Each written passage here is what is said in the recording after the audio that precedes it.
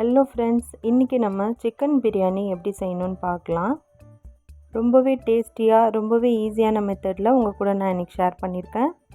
உதிரியாக நல்ல டேஸ்டியான பிரியாணி எப்படி செய்யணுங்கிற டிப்ஸ் கூட இந்த வீடியோவில் நான் உங்கள் கூட ஷேர் பண்ணியிருக்கேன்.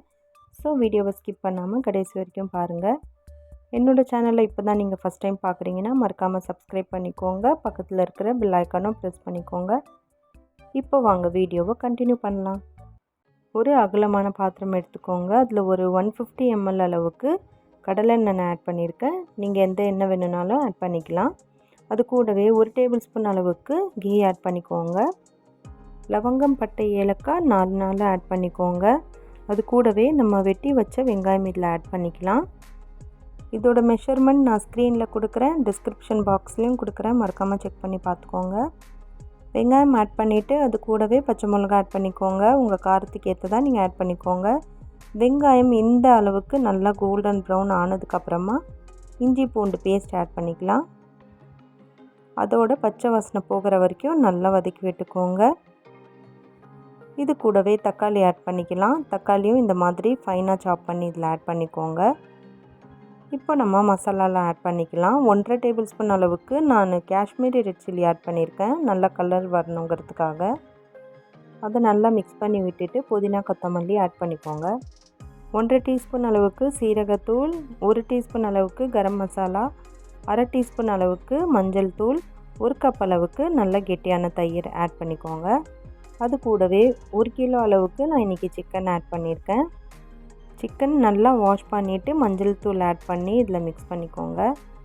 இப்போ இது கூடவே தேவையான அளவு உப்பு ஆட் பண்ணிவிட்டு நல்லா மிக்ஸ் பண்ணி விட்டுக்கோங்க. அதோட மசாலாலாம் நல்லா அந்த சிக்கனில் இறங்கணும், அந்தளவுக்கு நல்லா மிக்ஸ் பண்ணிக்கோங்க. இப்போ ஒரு மூடி போட்டு மூடி குக் பண்ண விடலாம். ஒரு 5 மினிட்ஸ்க்கு அப்புறம் ஓப்பன் பண்ணி பார்த்தா சிக்கன்லேருந்து நல்லாவே தண்ணியெலாம் விட்டு வந்து எண்ணெய்லாம் நல்லா பிரிஞ்சு வந்திருக்கு. இந்த ஸ்டேஜில் நம்ம தண்ணி ஆட் பண்ணிக்கலாம். 1க்கு 2 கப் அளவுக்கு தண்ணி நான் ஆட் பண்ணியிருக்கேன். பாஸ்மதி ரைஸ் எடுத்துக்கிட்டிங்கன்னா 1க்கு 1.5 கப் அளவுக்கு தண்ணி ஆட் பண்ணால் போதும். நான் இன்றைக்கி நார்மல் பச்சரிசி தான் எடுத்திருக்கேன். அதை ஒரு 1/2 அன் ஹவர் முன்னாடியே நல்லா ஊற வச்சு இதில் ஆட் பண்ணியிருக்கேன். தண்ணி நல்லா கொதித்து வந்ததும் இதில் அரிசி ஆட் பண்ணிக்கோங்க. அரிசி ஆட் பண்ணிவிட்டு அதிகமாக மிக்ஸ் பண்ணி விட வேணாம், லைட்டாக மிக்ஸ் பண்ணிவிட்டு ஒரு மூடி போட்டு மூடிடுங்க. இப்போ நம்ம ஒரு 5 மினிட்ஸ் கழித்து ஓப்பன் பண்ணி பார்க்கலாம். தண்ணி இந்த அளவுக்கு நல்லா கம்மியாகி வந்திருக்கு. இருக்கட்டும், திரும்ப நம்ம மூடி போட்டு மூடிட்டு ஒரு 5 மினிட்ஸ் கழித்து ஓப்பன் பண்ணி பார்க்கலாம்.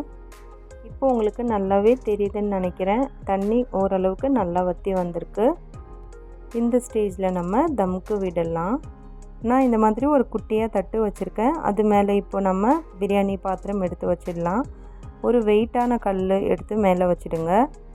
அவ்வளோதான். ஒரு 20 மினிட்ஸ் வரைக்கும் டிஸ்டர்ப் பண்ணவே வேண்டாம், சிம்லேயே வச்சு விட்டுடுங்க.